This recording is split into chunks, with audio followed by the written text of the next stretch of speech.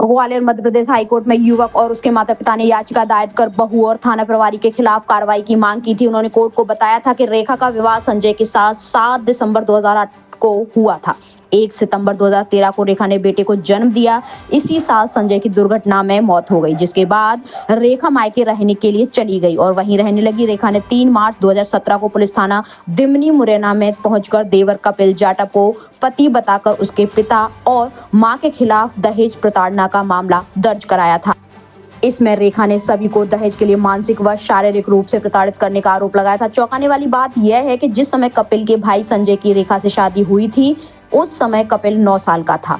30 नवंबर 2015 को रेखा ने कपिल से विवाह करने का दावा किया है। उस समय कपिल की आयु 16 साल की थी। ऐसे में यह विवाह कानूनी रूप से मान्य ही नहीं होता है। इसके बाद भी न केवल पुलिस ने केस दर्ज कर दिया, बल्कि चालान भी पेश कर दिया। वहीं आरोप की गंभीरता को देखते हुए कपिल को रेखा का पति न मानते हुए हाई कोर्ट ने अब रजिस्ट्री कोर्ट ट्रायल कोर्ट से स्टेटस रिपोर्ट पेश करने के लिए कहा है।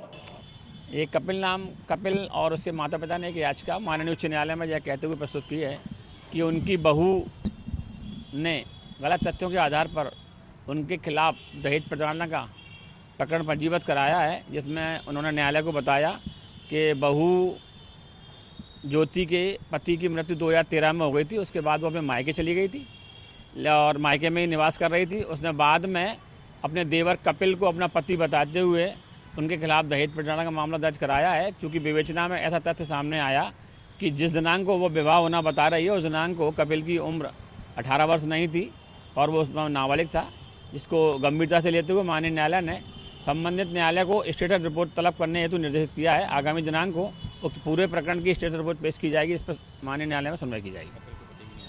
कपिल को न्यायालय ने इसलिए पति नहीं माना है कि जिस दिनांक को उन्होंने विवाह होना बताया, उस दिनांक को उसकी उम्र 18 वर्ष नहीं थी। ऐसी स्थिति में न्यायालय ने उनको पति घोषित नहीं किया।